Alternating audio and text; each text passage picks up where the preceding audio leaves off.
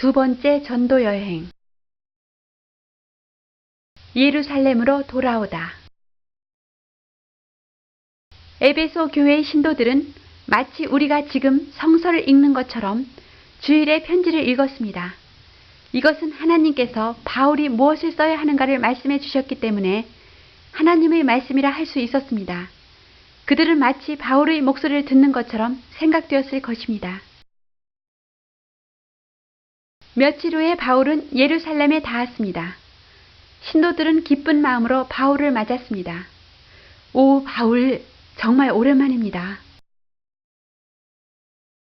형제들이여, 반갑습니다. 예루살렘에 도착한 다음 날, 바울은 야고보를 찾아갔습니다. 그곳에는 교회의 장로들이 다 모여 바울의 오랜 전도 여행 이야기를 듣고 싶어 했습니다. 우리도 짐작하는 바입니다만 얼마나 많은 고초를 겪었습니까? 예, 어려움이 닥칠 때마다 주님께서는 나를 구해주셨지요. 바울은 하나님의 능력으로 아시아의 여러 나라들의 교회를 세운 보고를 했습니다. 안디옥, 이고니온, 루스드라, 빌립보, 아테네, 고린도, 에베소, 드로아와 같은 이방 사람들의 도시에서 복음을 전파했습니다. 루스드라에서는 돌을 맞았지만 주님은 나를 지켜주셨습니다. 야고보와 장로들은 바울의 보고를 듣고 모두 하나님께 감사했습니다. 그토록 많은 이방 사람들이 예수님을 믿게 되었다니. 놀라운 성령의 힘이요. 나는 다만 주 예수께 받은 사명을 다했을 뿐입니다. 정말 대단하십니다. 성전에서 일어난 소동. 내가 아무런 은이나 금이나 의복을 탐하지 아니하였고 너희 아는 바에 이 손으로 나와 내 동행들의 쓰는 것을 당하여 범사에 너희에게 모본을 보였노니 곧 이같이 수고하여 약한 사람들을 돕고 또 주 예수의 친히 말씀하신 바 주는 것이 받는 것보다 복이 있다 하심을 기억하여야 할지니라. 바울이 예루살렘으로 돌아온 지 약 일주일이 지난 어느 날 바울은 성전으로 갔습니다. 저기 바울이 성전으로 들어간다. 그때 갑자기 유대인들이 외쳤습니다. 이스라엘 사람들이여, 우리와 한편이 되어주시오. 이 사람은 곳곳에서 모세의 율법을 어기고 이 성전을 더럽히는 일을 가르치고 있소. 그리스 사람을 신성한 성전에 끌어들여 더럽히고 있답니다. 이 말을 듣자 성전 안에 있던 사람들이 달려나와서 바울을 끌어내고 발길로 차며 그리스 사람들이 성전에 들어오지 못하도록 문을 닫았습니다. 어림도 없어 이방인을 끌어들이다니. 사람들은 바울이 이방인을 거룩한 성전에 끌어들였다고 생각하여 그를 죽이려고까지 했습니다. 예루살렘 성전에서 폭동이 일어났습니다. 군대를 출동시켜라. 어떤 병사의 보고를 받은 로마 군대 사령관이 수백 명의 군대를 거느리고 달려왔습니다. 앗! 로마 군인들이 온다. 멈추어라. 도망쳐라. 유대인들이 바울을 때리는 것을 멈추자 사령관은 두 겹 쇠사슬로 묶었습니다. 웬 소란이냐? 이 자를 체포하라. 사령관은 군중을 향해 물었습니다. 도대체 이 사람은 누군가? 그리고 무슨 짓을 했는가? 그러나 군중들은 저마다 큰 소리로 떠들 뿐 무슨 소리를 하고 있는지 알 수가 없었습니다. 저자들이 뭐라고 떠들어대는 거야? 일단 이 자를 병영으로 데려가자. 군인들이 바울을 데리고 가려 하자 유대인들은 길을 막고 때리며 밀치고 하였기 때문에 군인들은 바울을 데리고 계단을 오를 수도 없었습니다. 비키시오. 마침내 군인들이 바울을 둘러매고 올라갈 수밖에 없었습니다. 그때 바울이 그리스 말로 사령관에게 사령관께 한 말씀 드려도 좋겠습니까? 당신은 그리스 말을 아는구려. 그럼 얼마 전 반란을 일으키고 도망친 그 애굽인은 아니었군요. 저는 애굽인이 아닙니다. 저는 유대인입니다. 저 사람들에게 말하는 것을 허락해 주십시오. 꼭 할 말이 있습니다. 좋소. 그리고 바울은 계단 제일 위에 올라갔습니다. 둘레에는 군인들이 튼튼히 지켜 아무도 바울에게 손대지 못하게 했습니다. 부형들이여, 잘 들어주시기 바랍니다. 저는 유대 사람으로 다소에서 났지만 이 도시에서 자랐습니다. 저 유명한 가말리엘 선생님이 저희 은사입니다. 바울은 그동안 자기가 어떻게 하여 예수님을 만나게 되었는지 다메섹 언덕에서 큰 빛 가운데 주님의 말씀을 듣고 장님이 되었다가 변화되어 새 사람이 된 모든 일들을 마음을 다하여 말했습니다. 그 후부터 저는 주님의 종이 되기로 결심했습니다. 어느 날 제가 이 성전에서 기도하고 있을 때의 일입니다. 돌연히 하나님께서 저에게 어서 여기를 떠나라. 예루살렘 사람들은 내가 하는 말을 듣지 않을 테니까 차라리 이방 사람에게 보내노라고 하셨습니다. 저 반역자 입을 막아라. 그때까지 군중은 바울의 연설을 잠자코 듣고 있었는데 이방 사람이란 말을 듣자 화를 내며 죽여라, 죽여. 이런 녀석은 살려두면 안 된다. 이 땅에서 없애버리자. 사령관은 이 광경을 보고 저자를 병영 안으로 끌고 가서 매질하고 군중이 이토록 분개하는 이유를 찾아내도록 하라. 군인들이 바울의 손과 발을 묶어놓고 매질하자 바울이 로마 시민을 재판도 하지 않고 매질하는 법이 어디 있어? 뭐라고? 네가 로마 시민이라고? 군인은 파랗게 질려 사령관에게 뛰어가 사령관님, 큰일 났습니다. 저 사나이는 로마 시민이라고 합니다. 뭐라고? 그는 유대인이라고 했는데. 사령관은 얼굴빛이 달라졌습니다. 로마의 시민을 재판도 하기 전에 매질하는 것은 법률에 위반되는 일이었습니다. 사령관은 곧 바울에게로 가서 당신은 정말 로마 시민이요? 그렇습니다. 나도 로마 시민이지만 나는 이 시민권을 사기 위해 많은 돈을 들였소. 저는 로마의 한 도시에서 태어났기 때문에 나면서부터 로마 시민입니다. 사령관은 즉시 바울을 묶었던 사슬을 풀어주었습니다. 미안하게 되었소. 자세히 알지 못하고 내가 실수를 했소이다. 내가 유대의 지도자들을 불러 사건의 진상을 다시 조사하도록 하리다. 옳지 못한 맹세. 바울이 가이사랴에서 재판을 받고 판결을 기다리는 동안에 있었던 일입니다. 어느 날 벨릭스 총독은 자기 아내 드루실라와 함께 있는 곳에 바울을 불러냈습니다. 두 사람은 예수님의 일과 크리스천에 대해 자세히 이야기해 달라고 했습니다. 바울은 열심히 얘기했습니다. 그러나 이야기가 세상 끝날의 심판 대목에 이르자 그만 했답니다. 이튿날 사령관은 유대 제사장들을 불러 다시 재판을 열었습니다. 당신들이 바울에 대하여 적의를 품고 있는 이유를 말해보시오. 이 자는 유대율법을 어기고 하나님의 질서를 어지럽혔습니다. 그렇습니다. 그는 율법에 따라 죽여야 합니다. 바울이 재판장에 들어와서 보니 형제들이여, 저는 바리새파 사람이며 저희 부모도 바리새파 사람입니다. 바리새파와 사두개파의 사람들이 다 참석한 것이 보였습니다. 그들은 서로 믿음의 생각들이 달라서 자기들이 옳다고 생각하며 상대방을 미워하고 있었습니다.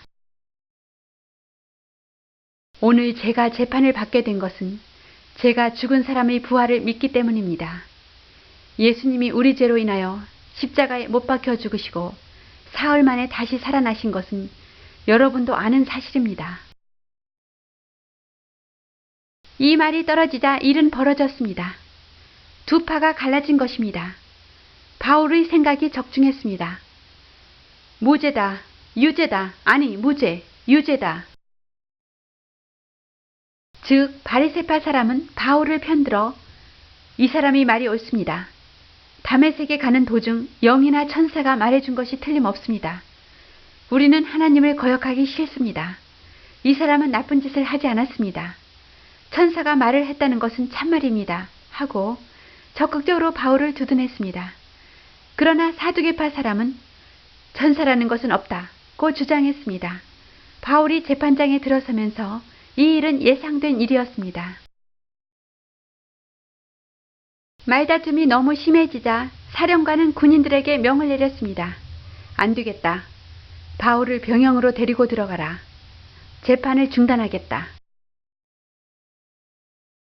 안 돼요. 그자를 내어주시오. 그날 밤 주님께서 바울에게 나타나셨습니다. 바울아, 용기를 내라. 예루살렘 사람이 너를 죽이게 버려두지 않겠다. 나는 너를 로마로 보내리니 거기서 복음을 전하여라. 예, 주님, 제게 힘 주심을 감사하나이다. 40인의 유대 지도자들은 바울을 놓친 것이 분해서 서로 짜고 거짓 보고를 했습니다. 바울을 죽이기까지는 아무것도 먹지 않기로 굳게 맹세했습니다. 그리고는 장로들을 찾아가서 자기들의 음모를 설명하고 차질 없이 하도록 서로 짰습니다. 당신들이 사령관에게 바울에 관한 일로 좀 더 물어볼 말이 있으니 내일 다시 재판장에 끌어내오도록 부탁해 주십시오. 그러면 우리는 도중에 숨었다가 바울을 죽여버리겠습니다. 좋소. 그때 바울의 생질은 30명의 유대인의 음모를 알아냈습니다. 40인의 유대인들이 잠복하고 있다는 정보를 들었습니다. 자세히 말해보라. 대제사장과 장로들이 내일 다시 바울을 재판정에 불러내어 변명을 듣고 싶으니 보내달라고 요청해 올 것입니다. 그러나 그것은 거짓말입니다. 사실은 길 옆에 나쁜 놈들을 잠복시켰다가 도중에서 바울을 죽일 셈입니다. 그러니 사령관님은 그자들이 바울을 불러도 보내지 말아주십시오. 40명의 사람들이 바울이 죽기 전에는 먹지도 마시지도 않겠다고 버티고 있으니까요.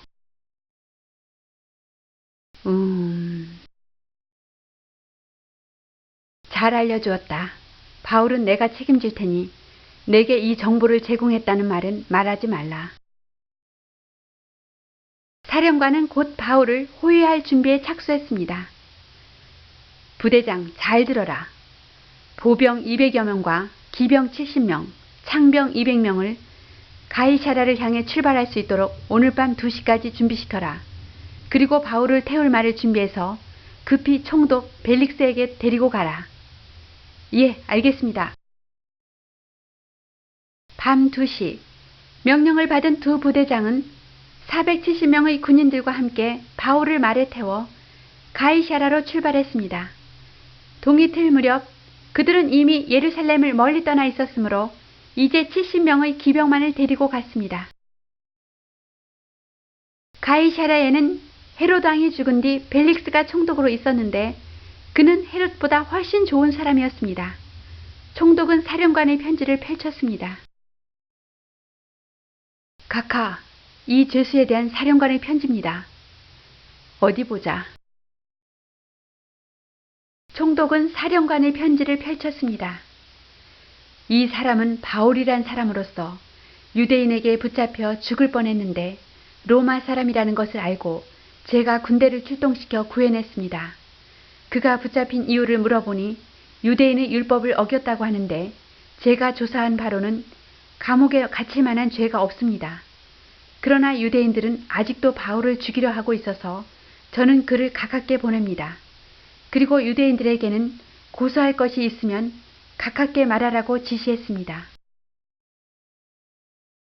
이윽고 편지의 사연을 다 읽은 총독이 바울에게 말했습니다. 대제사장과 장로들이 고소해오면 당신의 말을 들어보겠소.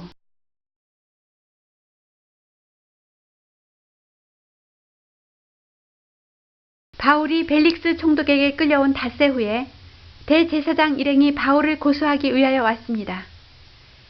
재판을 시작하겠소. 총독은 어째서 유대인들이 이토록 바울을 미워하는지 먼저 유대인들에게 들어보기로 했습니다. 자, 저자가 잘못한 일들을 먼저 소상히 말씀해 보십시오. 유대인을 대표한 사람이 나왔습니다. 벨릭스 각하, 이 사람은 기독당이라는 집단의 괴수로 우리 거룩한 성전을 더럽혔기에 붙잡은 것입니다. 그런데 사령관이 강제로 빼앗아 갔습니다. 각하께서 그를 신문해 보시면 아시게 될 것입니다. 이번에는 총독이 바울에게 말해보라고 했습니다. 총독 각하께서는 여러 해 동안 이 나라의 재판을 맡아오신 분임을 저는 기쁘게 생각합니다. 제가 고소를 당한 것은 예수님이 십자가에 달려 죽은 지 사흘 만에 부활하신 것을 믿는 일 때문입니다. 그것이 유대법을 어긴 일이라고 저를 죽이려 합니다. 양쪽 말을 다 들은 후 총독은 말했습니다. 사건의 진상은 충분히 들었다. 하지만 판결은 예루살렘에서 사령관을 불러 의논한 후에 내리도록 하겠다. 할 수 없이 대제사장과 장로들은 돌아갔습니다. 바울은 가이사랴에서 감시를 받았습니다. 그러나 총독은 바울을 지키는 사람에게 그에게 자유를 주고 친구가 찾아오거든 만나게 해주라고 했습니다. 바울의 말을 들을 때 총독은 바울이 나쁜 짓을 하지 않았음을 알았습니다. 그래도 이만하기를 다행입니다. 벨릭스는 좋은 사람 같습니다. 무슨 일이 일어나든지 하나님께서 항상 나를 지켜주신다는 것을 믿소. 바울은 이렇게 미결수로 오랫동안 옥중에 있으면서도 많은 전도의 생활을 했습니다. 그렇게 2년이 지났습니다. 총독이 베스도라는 사람으로 바뀌었습니다. 어느 날, 이 미결수 이야기는 어찌한다? 유대인이 적이 될 필요는 없는데.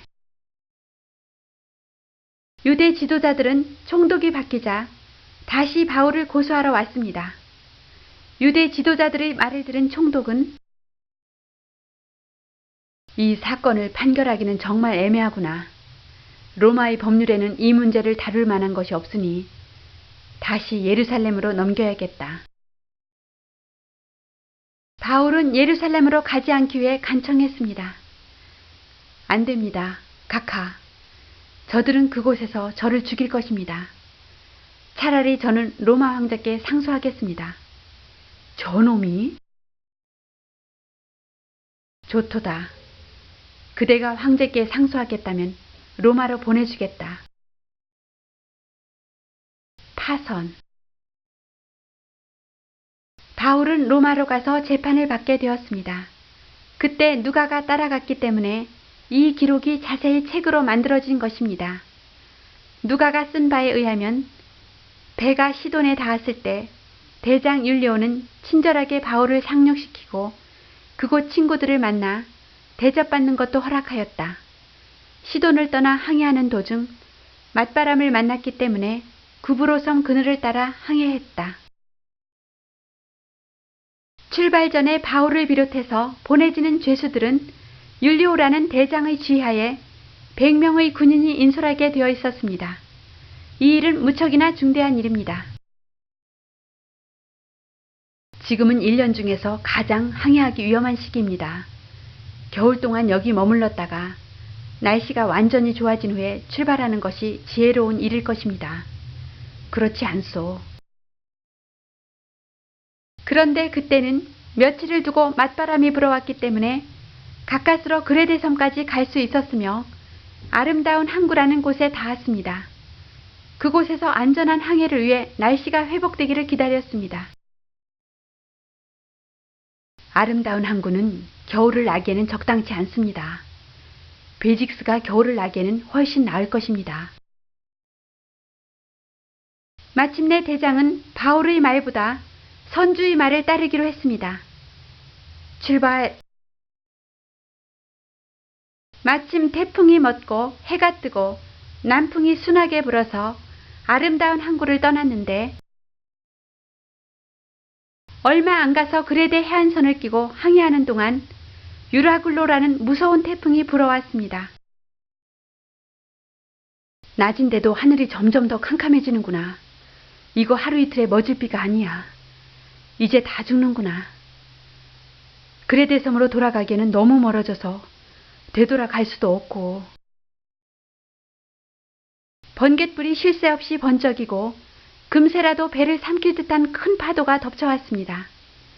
배를 가볍게 하기 위해 버릴 수 있는 것은 모조리 버렸습니다. 태풍은 며칠째 계속되었습니다. 위험하다. 돛을 내려라. 이제는 살아서 돌아갈 희망을 잃어버렸습니다. 배는 파도에 휩쓸려 금방이라도 하늘로 솟구쳤다가 엎어질 듯 내려 꽂혔습니다. 벌써 며칠째냐? 으흐흐. 아이고 하나님 살려줍시오. 그때 바울이 일어나서 사람들에게 말했습니다. 여러분, 내 말대로 그레데 섬을 떠나지 않았다면 이렇게 되지는 않았을 것입니다. 그러나 이제라도 살아날 희망을 버려서는 안 됩니다. 여러분 중에 단 한 사람도 죽지는 않을 것입니다. 다만 이 배가 부서질 뿐입니다. 어젯밤 하나님의 천사가 나타났습니다. 바울아, 두려워하지 말아라. 너는 로마로 가서 황제를 만나야 하니 하나님은 반드시 살려주신다. 너와 함께 있는 사람들도 너를 보아 살려주겠다. 여러분, 기운을 내십시오. 하나님이 말씀하신 것은 반드시 그대로 됩니다. 우리는 어떤 섬에 떠내려가 살아나게 됩니다. 제발 살려주시오. 배는 태풍 속에 2주일이나 표류했습니다. 14일째 되는 날 한밤중에 선원들은 육지에 가까이 온 듯한 느낌이 들었습니다. 파도는 높았지만 틀림없이 육지가 가까워지고 있다. 그래. 선원들이 밧줄에 줄을 달아 계속 재어보고 있었던 것입니다. 이것 봐. 물 깊이가 점점 낮아지고 있다. 암초에 부닥치기 전에 거룻배로 탈출하자.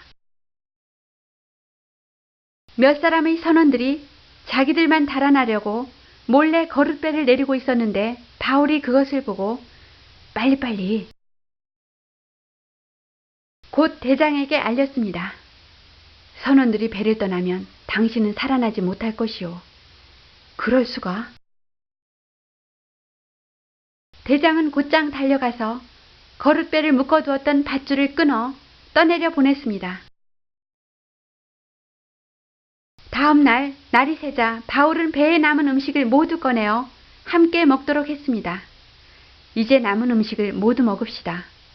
우리는 구원을 받을 것입니다. 그리고 남은 밀을 모두 버려서 배를 가볍게 했습니다. 암초다. 날이 새면서 어느 땅인지는 알 수 없지만 경사진 해안을 따라 들어가다가 그만 배가 콰당. 군사들은 죄수들이 헤엄쳐서 도망칠까봐 모조리 죽이려 하였으나 대장이 말렸습니다. 바울 선생이 말을 못 들었느냐? 한 사람이라도 죽으면 우리는 결코 구원을 받지 못할 것이다. 덜어는 헤엄을 치고 덜어는 널판지에 매달려 마침내 한 사람의 나고자도 없이 무트로 올라왔습니다. 나중에 정신을 차리고 점검한 결과 과연 바울의 말대로 모두가 살아 있었던 것입니다. 살았다. 그 섬은 멜리데라는 섬이었는데 그곳 토인들이 친절하게도 불을 피워주며 젖은 옷들을 말리게 해주었습니다. 그때 바울이 나무를 불에 던지는데 나무 속에 있던 독사가 튀어나와 바울의 손목을 물었습니다. 토인들은 그 광경을 보고 깜짝 놀랐습니다. 독을 뽑아내야 합니다. 안심하시오. 천신만고 끝에 상륙하였는데 독사에 물려 죽다니. 사람들은 바울이 붙든지 혹 갑자기 엎드려져 죽을 줄로 알고 안타까워하다가 시간이 지나도 아무렇지도 않자 사람들은 다만 놀라울 따름이었습니다. 저 사람은 보통 사람이 아니야. 혹시 신인지도 몰라. 기적이다. 얼마 후 그 섬에서 제일 높은 총독 보블리오가 자기 집으로 초대해 주었습니다. 소문은 들었소. 얼마나 고생이 많았습니까? 이곳에서 편히 쉬십시오. 고맙습니다. 그런데 그 집에는 총독의 아버지가 열병과 이질에 걸려 다 죽게 되어 있었습니다. 총독은 바울이 바닷가에서 행한 기적에 대한 이야기를 들었기 때문에 자기 아버지를 살려달라고 바울에게 간절히 부탁했습니다. 나사렛 예수의 이름으로 명하노니 악한 병마야 떠나가라. 바울이 병든 노인에게 안수하여 기도하였을 때 그는 벌떡 일어났습니다. 아버님, 신기하다. 기적이다. 이 소문을 들은 많은 사람들이 바울을 만나러 왔습니다. 누구든지 주님을 믿고 의지하는 사람은 다 구원을 얻을 것입니다.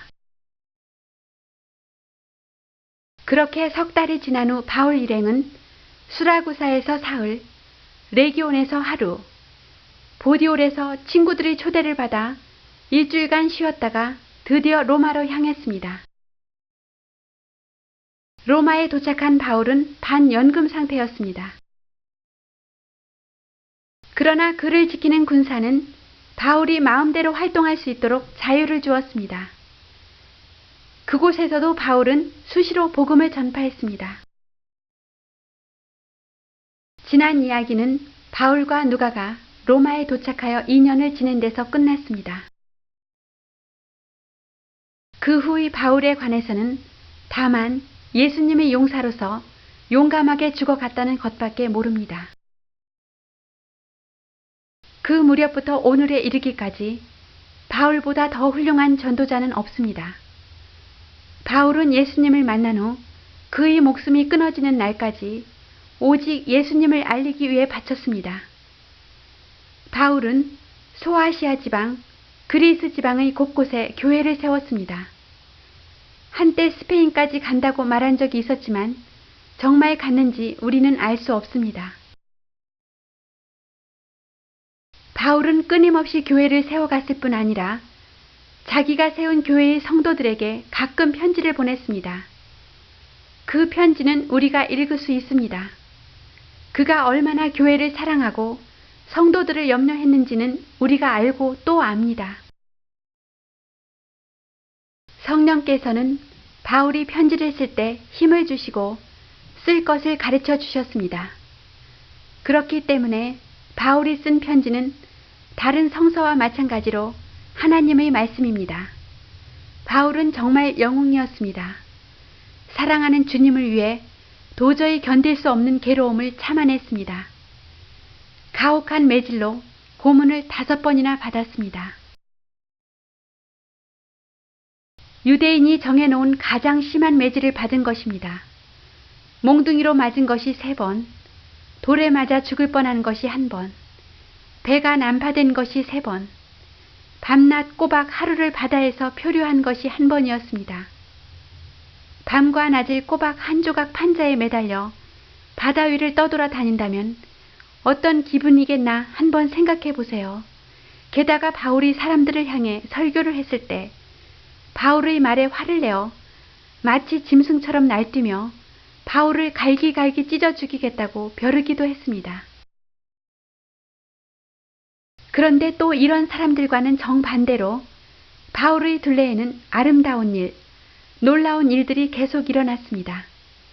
이 때문에 바울에게서는 더욱더 예수님을 위해 일하려는 힘이 솟아났던 것입니다.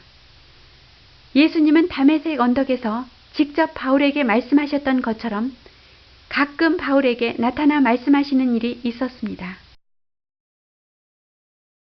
그때마다 큰 위로를 받고 희망을 가질 수가 있었습니다. 꼭 한 번 바울은 하늘나라에 가본 적이 있었습니다. 그런데 그 광경이 너무 황홀하여 말로 다 할 수 없을 만큼 아름다웠기 때문에 바울 자신도 정말 하늘나라에 온 것인지 단순한 환상을 본 것인지 모를 정도였습니다. 바울도 가끔은 빨리 하늘나라에 가서 예수님과 함께 살고 싶다. 그렇게 되면 얼마나 좋을까 하고 생각할 때가 있었습니다. 마지막 마무리.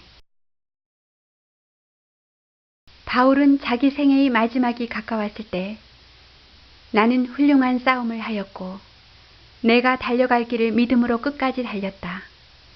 나의 앞길에는 정의의 재판관이신 주님이 주실 정의의 면류관이 나를 기다리고 있다고 했습니다. 우리 끝날에도 이런 말을 자신 있게 할 수 있었으면 얼마나 좋을까요? 그로부터 얼마 안 가서 이 용감한 십자가의 용사는 로마에서 순교했습니다. 같은 무렵 베드로도 못된 네로 형제에 의해 로마에서 순교했습니다. 일설에 따르면 베드로는 죽을 때 자기를 십자가에 거꾸로 달아달라고 부탁했다는 것입니다. 그토록 괴로운 죽임이 또 어디에 있겠습니까? 베드로가 감히 바란 것은 자기 같은 사람이 사랑하는 예수님과 같은 방법으로 죽는다는 것은 너무 과분하다. 그러니 좀 더 고통스럽게 죽어야 한다고 했다는 것입니다. 로마서. 하나님께 감사하리로다. 너희가 본래 죄의 종이더니 너희에게 전하여 준 바 교훈의 본을 마음으로 순종하여 죄에게서 해방되어 의에게 종이 되었느니라. 너희 육신이 연약함으로 내가 사람의 예대로 말하느니 전에 너희가 너희 지체를 부정과 불법에 들여 불법에 이른 것 같이 이제는 지체를 의에게 종으로 들여 거룩함에 이르라. 죄의 삭은 사망이요 하나님의 은사는 우리 주 안에 있는 영생이니라. 고린도전서. 내가 너희에게 전한 것은 주께 받은 것이니 곧 주 예수께서 잡히시던 밤에 떡을 가지사 축사하시고 떼어 가라사대 이것은 너희를 위하는 내 몸이니 이것을 행하여 나를 기념하라 하시고 식후에 또한 이와 같이 잔을 가지시고 가라사대 이 잔은 내 피로 세운 새 언약이니 이것을 향하여 마실 때마다 나를 기념하라 하셨으니 너희가 이 떡을 먹으며 이 잔을 마실 때마다 주의 죽으심을 오실 때까지 전하는 것이니라. 갈라디아서. 그리스도께서 우리를 위하여 저주를 받은 바 되사 율법의 저주에서 우리를 속량하셨으니 기록된 바 나무에 달린 자마다 저주 아래 있는 자라 하였음이라. 이는 그리스도 예수 안에서 아브라함의 복이 이방인에게 미치게 하고 또 우리로 하여금 믿음으로 말미암아 성령의 약속을 받게 하려 함이라. 빌립보서. 그러므로 그리스도 안에 무슨 권면이나 사랑의 무슨 위로나 성령의 무슨 교제나 긍휼이나 자비가 있거든 마음을 같이하여 같은 사랑을 가지고 뜻을 합하며 한 마음을 품어 아무 일에든지 다툼이나 허영으로 하지 말고 오직 겸손한 마음으로 각각 자기보다 남을 낮게 여기고 각각 자기 일을 돌아볼 뿐더러 또한 각각 다른 사람들의 일을 돌아보아 나의 기쁨을 충만케 하라. 에베소서. 자녀들아 너희 부모를 주 안에서 순종하라. 이것이 옳으니라. 내 아버지와 어머니를 공경하라. 이것이 약속 있는 첫 계명이니 이는 네가 잘되고 땅에서 장수하리라. 또 아비들아 너희 자녀를 노엽게 하지 말고 오직 주의 교양과 훈계로 양육하라. 이는 저희로 마음의 위안을 받고 사랑 안에서 연합하여 원만한 이해의 모든 부요에 이르러 하나님의 비밀인 그리스도를 깨닫게 하려 함이라. 그 안에는 지혜와 지식의 모든 보화가 감추어 있느니라. 데살로니가 전서. 형제들아 때와 시기에 관하여는 너희에게 쓸 것이 없음은 주의 날이 밤에 도적같이 이를 줄을 너희 자신이 자세히 알미라. 저희가 평안하다, 안전하다 할 그때 잉태된 여자에게 해산 고통이 이름과 같이 멸망이 호련히 저희에게 이르리니 결단코 피하지 못하리라. 디모데후서. 미쁘다 이 말이여, 우리가 주와 함께 죽었으면 또한 함께 살 것이요, 참으면 또한 함께 왕노릇 할 것이요, 우리가 주를 부인하면 주도 우리를 부인하실 것이라. 우리는 미쁨이 없을지라도 주는 일양 미쁘시니 자기를 부인하실 수 없으시리라. 디도서. 성령을 우리 구주 예수 그리스도로 말미암아 우리에게 풍성히 부어주사 우리로 저희 은혜를 힘입어 의롭다 하심을 얻어 영생의 소망을 따라 후사가 되게 하려 하심이니라. 빌레몬서. 오 형제여, 나로 주 안에서 너를 인하여 그리스도 안에서 평안하게 하라. 나는 네가 순종함을 확신함으로 네게 썼노니 네가 나의 말보다 더 행할 줄을 아노라. 히브리서. 믿음은 바라는 것들의 실상이요 보지 못하는 것들의 증거니 선진들이 이로써 증거를 얻었으니라. 야고보서. 내 형제들아, 너희가 여러 가지 시험을 만나거든 온전히 기쁘게 여기라. 이는 너희 믿음의 시련이 인내를 만들어내는 줄 너희가 알미라. 인내를 온전히 이루라. 이는 너희로 온전하고 구비하여 조금도 부족함이 없게 하려 함이라. 베드로전서. 그러므로 모든 육체는 풀과 같고 그 모든 영광이 풀의 꽃과 같으니 풀은 마르고 꽃은 떨어지되 오직 주의 말씀은 세세토록 있도다. 요한의 기록 중 마지막 부분에 기록된 글. 나는 새 하늘과 새 땅을 보았다. 이전의 하늘과 땅은 사라졌다.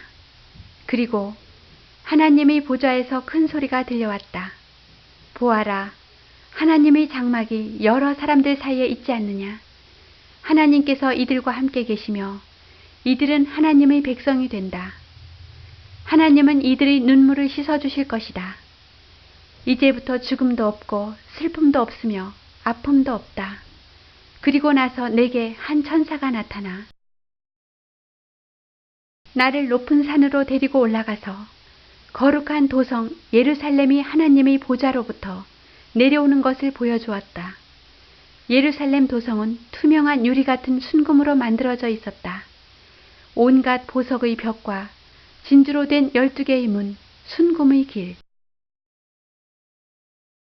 그 도성 안에는 성전이 없었다. 전능하신 하나님과 어린 양이 도성의 성전인 것이다. 도성은 해도 달도 비칠 필요가 없다. 하나님의 영광이 도성을 밝게 하며 어린 양이 이곳의 등불이기 때문이다. 거기에 있는 모든 백성이 그 빛 속을 거닐 것이다. 거기는 밤이 없다.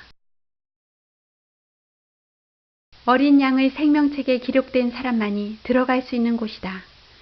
등불도 태양빛도 필요 없는 곳. 오직 하나님께서 모두를 비춰주신다. 그리고 모든 사람을 영원히 다스리신다. 요한이 죽은 후 이 글들이 정리되어 성서에 기록된 것도 다 성령이 주관하신 것입니다. 최후의 승리. 계시록. 사도 요한은 반모섬에 유배되어서 늙어 죽을 때까지 나오지 못했습니다. 그것은 감옥에 갇히는 대신 아무도 없는 섬으로 쫓아버리는 형벌이었습니다. 그러나 요한은 그 섬에 있는 동안에 정말 놀라운 환상을 보았습니다. 그것은 하늘나라에 관한 환상인데 요한은 자기가 본 것을 자세히 글로 적어두었습니다. 그것이 요한 계시록으로서 성서의 마지막에 기록되어 있습니다. 요한이 하늘나라의 환상을 보았을 때 거기서 예수님의 모습을 보았습니다. 예수님의 머리칼은 눈처럼 새하얗고 눈은 불꽃처럼 빛났습니다. 요한은 두려워서 쓰러질 것만 같았습니다. 그러나 예수님께서 요한에게 손을 얹으시고 두려워 말라고 안심시켰습니다.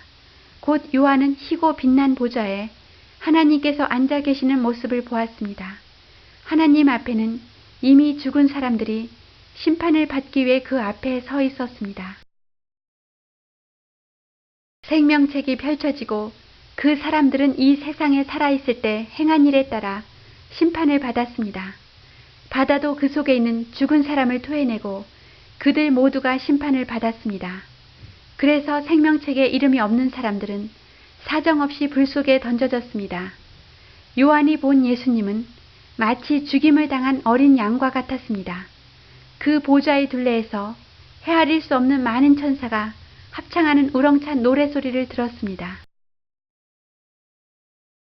그 후에 또 요한은 다른 환상을 보았는데 모든 나라, 모든 부족, 모든 민족, 모든 나라 말을 하는 헤아릴 수 없는 수많은 군중이 흰옷을 입고 하나님의 보좌와 어린 양 앞에 섰습니다. 장로 중의 한 사람이 말했습니다. 이 사람들은 큰 고난을 겪어온 사람들입니다. 그러니 이분들은 하나님 보좌 앞에서 항상 하나님을 섬기고 있는 것입니다. 이들은 이제 배고프지도 않고 목마르지도 않을 것입니다. 주님이 친히 이들의 목자가 되시어 생명의 물이 샘솟는 곳으로 인도해 주실 것입니다. 무서워하지 말라. 나는 살아있는 자다. 나는 이전에 죽었지만 지금은 영원히 살아있다. 이제부터 일어날 일에 대하여 내게 환상으로 보여주겠다. 너는 이것을 적어두어라. 지금까지 성서 만화를 다 보신 분들은 마음속에 새 하늘과 새 땅을 그려보시기 바랍니다. 과연 주님이 이 땅 위에 재림하실 때 우리는 생명책에 기록되어 있을까요? 반드시 이날에 우리 다 함께 최후의 승리자가 될 수 있도록 힘써 믿음을 지킵시다.